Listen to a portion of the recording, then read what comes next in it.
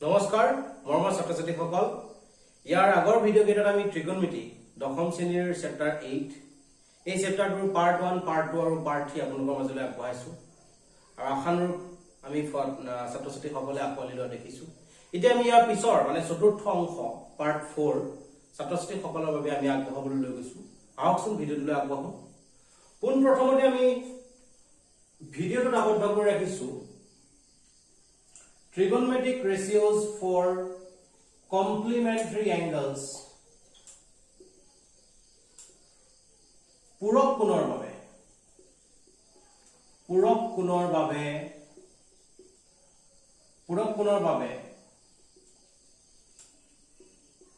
ত্ৰিকোণমিতি অনুপাত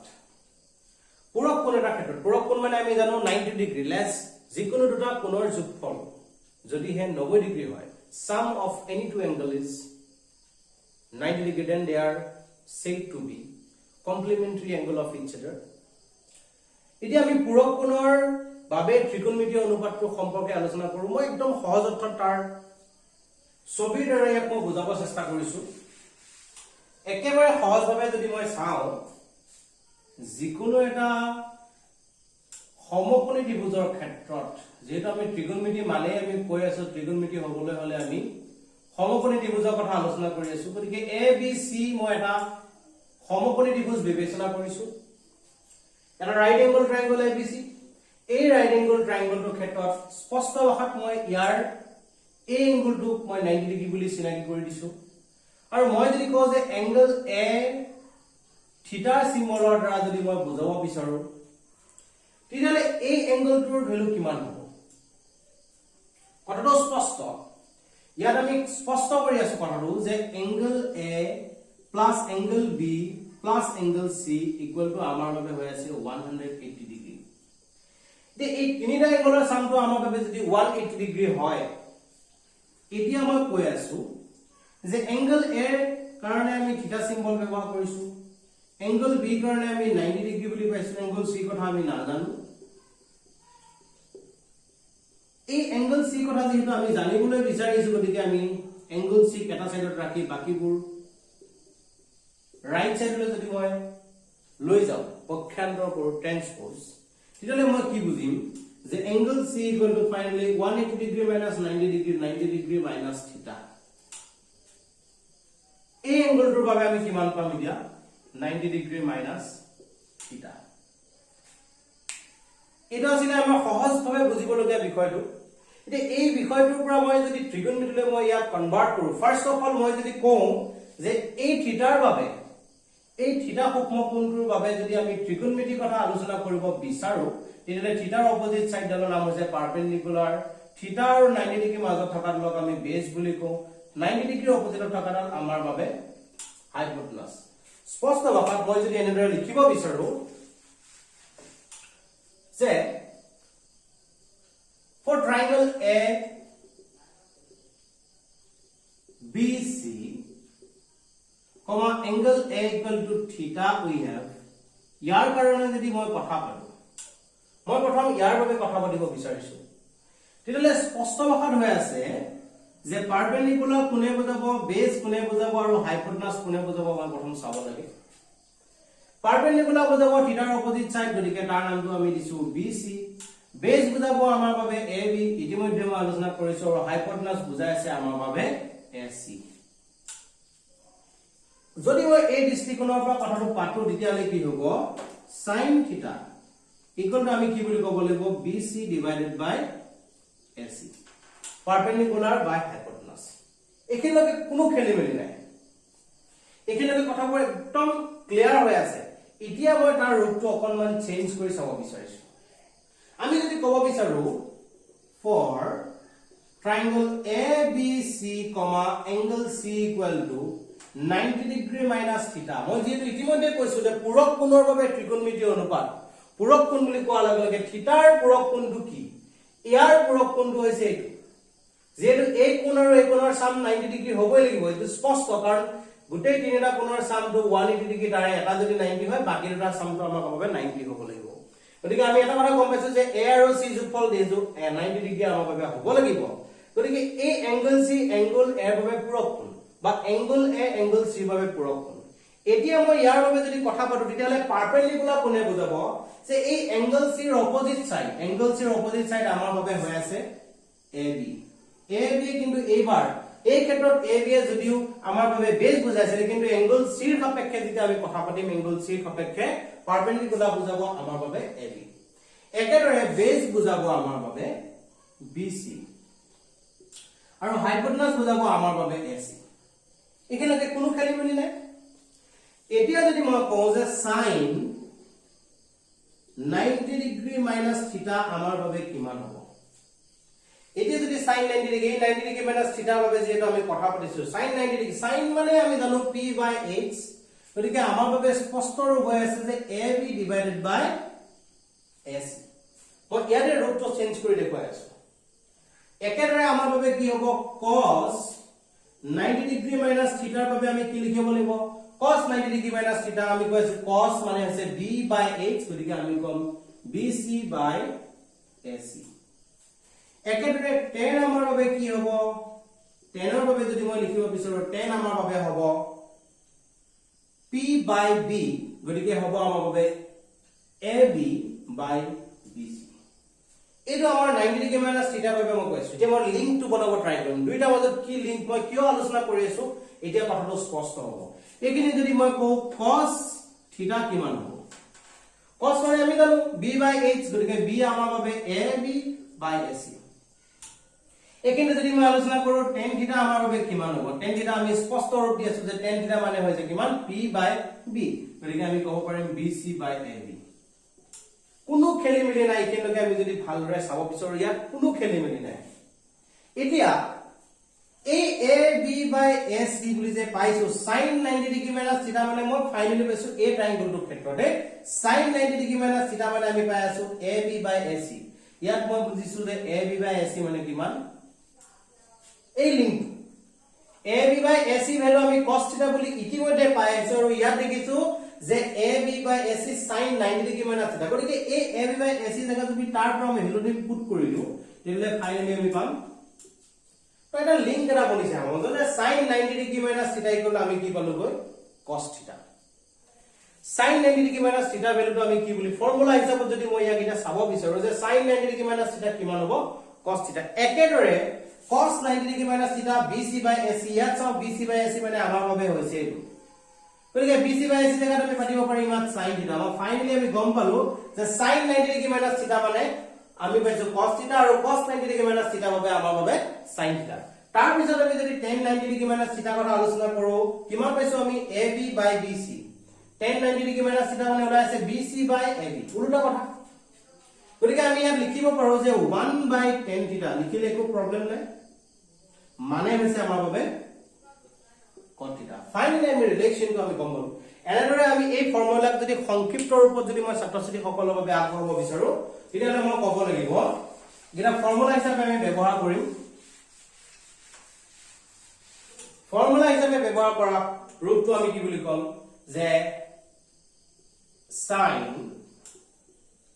90 degree minus থিটা মানে আমি পঢ়িম cos থিটা cos 90 ডিগ্ৰী মাইনাস থিটা মানে আমি পঢ়িম sin থিটা tan 90 ডিগ্ৰী মাইনাস থিটা বাবে আমি কম cot থিটা cot 90 ডিগ্ৰী মাইনাস থিটা বাবে আমি কম tan থিটা তাৰ পিছত দেখো sec 90 ডিগ্ৰী মাইনাস থিটা আমি কম cosec থিটা মই জিৰো টেকনিকৰ সহায় উলিয়াইছো একেটা টেকনিকৰ সহায় লিখিত উলিয়াব পৰা যাব cosec 90 ডিগ্ৰী মাইনাস থিটা মানে আমি পঢ়িম sec থিটা এইটা আমাৰ বাবে হৈছে ফৰ্মুলা এই ফৰ্মুলা কিটা আমি ব্যৱহাৰ কৰিব লাগিব বিভিন্ন সময়ত কোড ব্যৱহাৰ কৰিম কেনেকৈ ব্যৱহাৰ কৰিম তাৰ ৰূপ মই দেখাম তাক বিভিন্ন ধৰণে মই আলোচনা কৰিব চেষ্টা কৰিম কিন্তু এইটা আমাৰ ব্যৱহাৰৰ বাবে উপযোগী কেইটামান ফৰ্মুলা এতিয়া আমি ইমান সময় আমি যিবোৰ থিটা থিটা বুলি কৈ আলোচনা কৰি আছো সেইবোৰৰ বিষয়ে যোৱা ভিডিও কেইটা পাৰ্ট 2 আৰু পাৰ্ট 3 ইতিমধ্যে আমি আলোচনা কৰিছো যে sin 45 ডিগ্ৰী কিমান হ'ব cos 45 ডিগ্ৰী কিমান হ'ব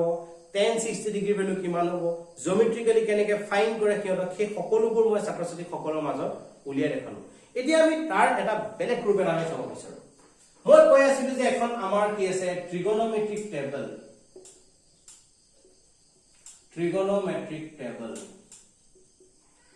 এই যে ভ্যালুবোৰ স্পেসিফিক কিছুমান এংগলৰ কথা মই কৈছো যেনেকৈ আমি আলোচনা কৰোতে 45 ডিগ্ৰীৰ কথা কৈছো 60 ডিগ্ৰীৰ কথা কৈছো 30 ডিগ্ৰীৰ কথা কৈছো এই এংগল বিলাকৰ বিষয়ে যে মই কৈ আছো sin cos tan এই ট্ৰিগোনোমেট্ৰিক ৰেশিও বিলাকৰ লগত এই এংগলটোৰ সাপেক্ষে কিছুমান স্পেসিফিক ভ্যালু আছে সেই নিৰ্দিষ্ট ভ্যালুবোৰনো কেনেদৰে সেইবোৰ ভ্যালুবোৰ গম পাম আৰু সেইবোৰৰ এপ্লিকেশনৰ পৰ্যায়টো আমি লাহে লাহে আলোচনা কৰিম এতিয়া পোনপ্ৰথমে আমি আলোচনা কৰিব বিচাৰো যে এইবোৰ কেনেদৰে আহিছে ভ্যালুবোৰ কেনেদৰে আমি মনত ৰাখিম একেবাৰে প্ৰথম কথাটো মই ইয়াত এটা স্টেপ এটা দেখাইছো যে স্টেপ 1 বুলি যদি মই ক'ব বিচাৰিছো স্টেপ 1 ফাৰ্স্ট অফ অল আমি 0 ৰ পৰা 4 লৈ আমি লিখিব লাগে এই টেবুলখন কেনেদৰে মই উলিয়াম সেই ৰূপটো মই দেখাই আছো 0 ৰ পৰা 4 লৈ মই প্ৰথম লিখিব লাগিব তাৰ পিছত আমাৰ বাবে আহিলে স্টেপ 2 এই যিবোৰ 0 ৰ পৰা 4 লৈ লিখিলে সকলোকে আমি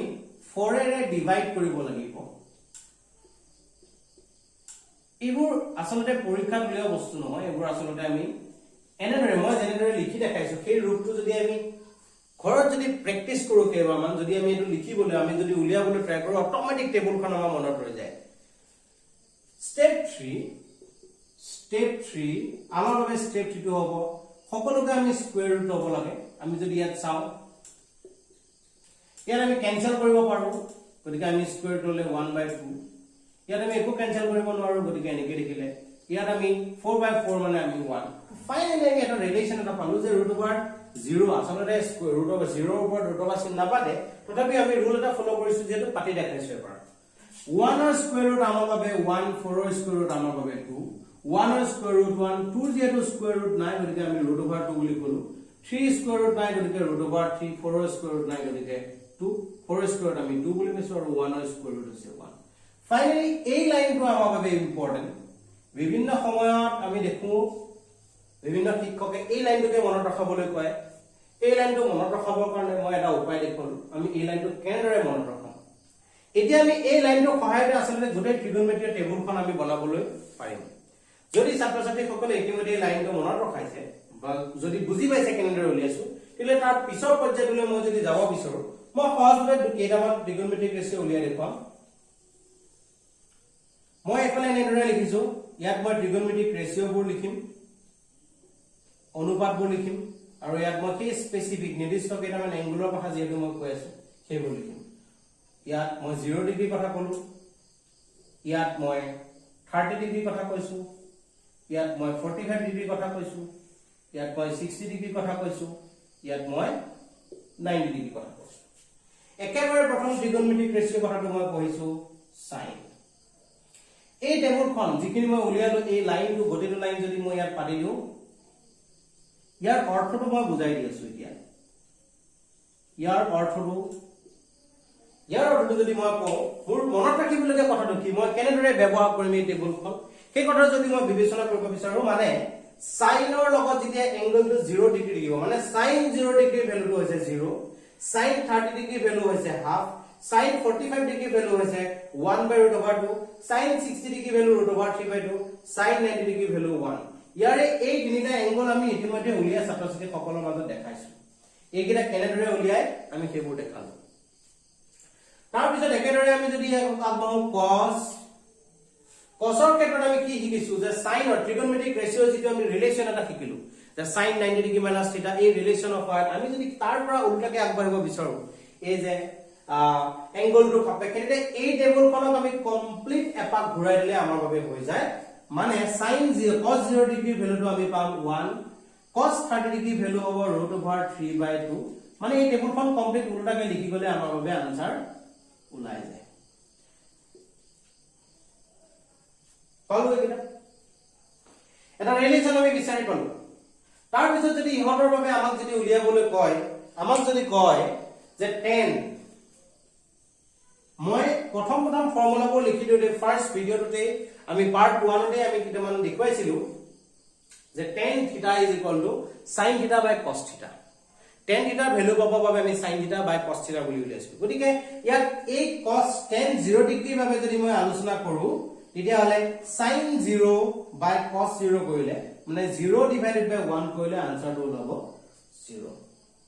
একেদৰে tan 30 ডিগ্ৰী ভ্যালু ক্ষেত্ৰত আমি sin 30 ডিগ্ৰী বাই cos 30 ডিগ্ৰী দুইটা ক্ষেত্ৰত ডেনোমিনেটৰ যেহেতু একে গতিকে কেনসেল কৰিলে বাকি ৰব আমাৰ বাবে 1/√t অৰ্থাৎ tan 30 ডিগ্ৰী ভ্যালু 1/√t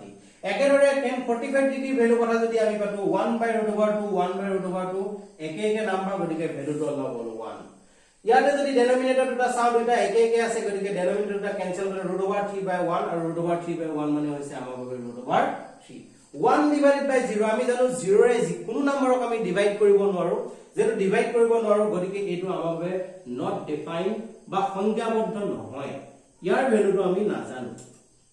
কিমান ওলাব বুলি কলে ইয়াৰ কোনো স্পেসিফিক কিবা এটা ৰিজাল্ট আমি দিব যেটো নোৱাৰো গতিকে মই লিখিছো নট ডিফাইন্ড এতিয়া কথাটো হ'ল যে এই সাইনক যদি মই ৰিভাৰ্স কৰি দিও কাৰণ জানো সাইনৰ ৰেচিপ্ৰকেলটো আমাৰ বাবে হৈছে cosec গতিকে cosec θ ইকুৱেল টু আমি 1 বাই sin θ লিখিলে হৈ যাব গতিকে cosec 0 ডিগ্ৰী বাবে লিখিম 1 বাই sin 0 ডিগ্ৰী cosec 30 ডিগ্ৰী বাবে লিখিম আমি 1 বাই sin 30 ডিগ্ৰী এই ভ্যালুবোৰ আমি ৰিভাৰ্স পজিশনত যদি আমি লিখি দিবলৈ চেষ্টা কৰো আমি যদি ৰেচিপ্ৰকেলটো উলিয়াব ট্ৰাই কৰো তেতিয়া আমি বাকি কেইটা ট্ৰিগোনমেট্ৰিক ৰেশিঅ'ৰ ভ্যালুবোৰ পাবলৈ চেষ্টা কৰিম এতিয়া মই এইখিনিতে এটা কথা কৈছো যে আমি ট্ৰিগোনমেট্ৰিক ৰেশিঅ'বোৰৰ ক্ষেত্ৰত এই টেবুলখন ব্যৱহাৰ কৰি যিকোনো ধৰণৰ ম্যাথছবোৰ আমি কৰিব পৰা অৱস্থাত আহি যাওঁ কিন্তু আমি ইয়াৰ আগতে যিবোৰ ফৰ্মুলা কমপ্লিমেন্টাৰী এংগুলৰ যে ফৰ্মুলা কেইটামান যে আমি দিলো সেইবোৰ আচলতে আমি ক'ত ব্যৱহাৰ কৰিম যেতিয়া মই কৈছো যেতিয়া আমি এই এংগল কিটাৰ বাবে আমি ইয়াত যিকেইটা এংগল লিখি ৰাখিছো স্পেসিফিক এংগল বুলি আমি কেইটামান এংগল লিখি ৰাখিছো যেনেকৈ আমাক যদি কোনোবাই কয় যে tan 44 ডিগ্ৰী কথা যদি আমাক কয় ইয়াত ম্যাথছ তো যেতিয়া দিব ইয়াৰ লগত ৰিলেটেড কিবা কিবি আমাক ম্যাথছ থাকিব যেনে tan যেতিয়া আমি 44 ডিগ্ৰী দেখিম তাৰ লগত আমি 46 ডিগ্ৰীও দেখিম একদম নিশ্চিত কিন্তু মই কৈ আছো যে tan 44 ডিগ্ৰী মানে এই এংগল কিটাৰ বাদে এই পাঁচটা এংগলৰ বাদে যেতিয়া বেলেগ কিবা এংগল আমাৰ বাদে আহিব যেনে tan 44 ডিগ্ৰী এই tan 44 ডিগ্ৰী ক্ষেত্ৰত আমি কি কৰিম আমাৰ যে ফৰ্মুলা আছিল সেই ফৰ্মুলাটো আমি ব্যৱহাৰ কৰিম মানে tan 44 আমি শিকিছিলো কমপ্লিমেন্টাৰী এংগলৰ ফৰ্মুলা অৰ্থাৎ 90 ডিগ্ৰী মাইনাস 44 কৰিছলে আমি কিমান পাম 46 গতিকে মই গম পাইছো যে এই 44 ডিগ্ৰী জাগাত আমি এটা লিখিব লাগিব 90 ডিগ্ৰী মাইনাস 46 ডিগ্ৰী সদায় মনত ৰাখিম যে এই 0 ডিগ্ৰী 30 ডিগ্ৰী 45 ডিগ্ৰী 60 ডিগ্ৰী আৰু 90 ডিগ্ৰীৰ বাদে যেতিয়া আমি বেলেগ এংগল যেতিয়া আমি দেখা পাম এই এংগল কিটা মানে বেলেগ এংগল দেখাবলৈ আমি এটা কথা স্পষ্ট হ'ব লাগে যে আমি এই 90 ডিগ্ৰী মাইনাস θ যেটো আমাৰ ফৰ্মুলা আছিল কমপ্লিমেন্টাৰী এংগলৰ যেটো ফৰ্মুলা সেই ফৰ্মুলা আমি ব্যৱহাৰ কৰিব লাগিব গতিকে ছাত্ৰ-ছাত্ৰী সকলে এই বস্তুটো ক্লিয়াৰকে বুজি পালে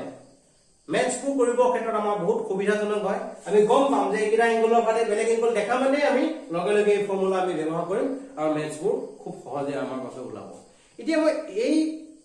8.1 8.2 আৰু 8.3 ৰিলেটেড যিবোৰ আমাৰ ম্যাথছ আছিল